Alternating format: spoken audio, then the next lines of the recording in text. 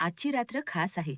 कारण आज आपण फक्त दिवे लावणार नाही, तर आपल्या घरातून आणि मनातून अंधार दूर करण्यासाठी दीपज्योती प्रज्वलित करणार आहोत.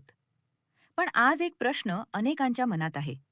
दीप अमावस्या आणि सूर्यग्रहण एकाच दिवशी असल्यामुळे सुतक लागणार का? दीपपूजा करावी की नाही? पंचांगानुसार 12 ऑगस्ट 2026 बुधवार हा आषाढ अमावस्येचा दिवस, म्हणजेच दीप अमावस्या. आणि याच दिवशी सूर्यग्रहणही आहे. पण महत्वाची गोष्ट अशी की हे सूर्यग्रहण भारतामधून महाराष्ट्रातून दिसणार नाही.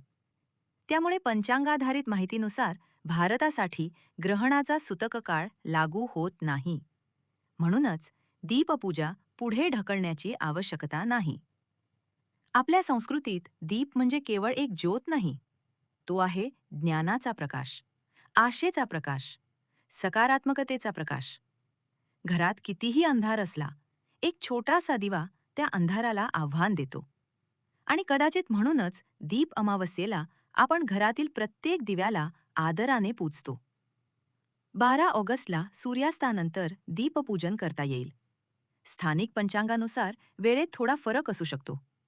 साधारण सायंकाळी 6 वाजून 45 मिनिटे ते रात्री 8 वाजून 15 मिनिटे या प्रदोष काळात दीपपूजन करणे सोयीचे मानले जाते. सर्वप्रथम घर आणि देवघर स्वच्छ करा. घरातील समई, पणती आणि दिवे स्वच्छ धुवून घ्या. दिवे एका स्वच्छ पाटावर किंवा सुंदर रांगोळीवर ठेवा.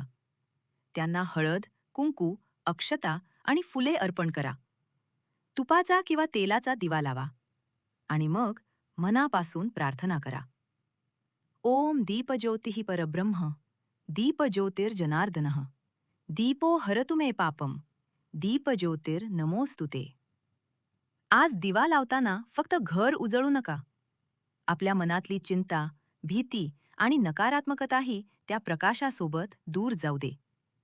देवाकडे एवढीच प्रार्थना करा. माझ्या घरात सुखशांती राहू दे. माझ्या कुटुंबावर सदैव कृपा राहू दे.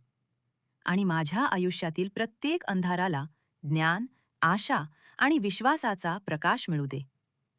जर तुम्ही आज दीप अमावस्येला दिवे लावणार असाल, तर कमेंटमध्ये फक्त शुभ दीप अमावस्या लिहा. आणि हा संदेश आपल्या कुटुंबातील प्रत्येक व्यक्तीपर्यंत नक्की पोहोचवा. शुभ दीप अमावस्या. तुमच्या घरात सदैव प्रकाश, सुख आणि समृद्धी नांदो.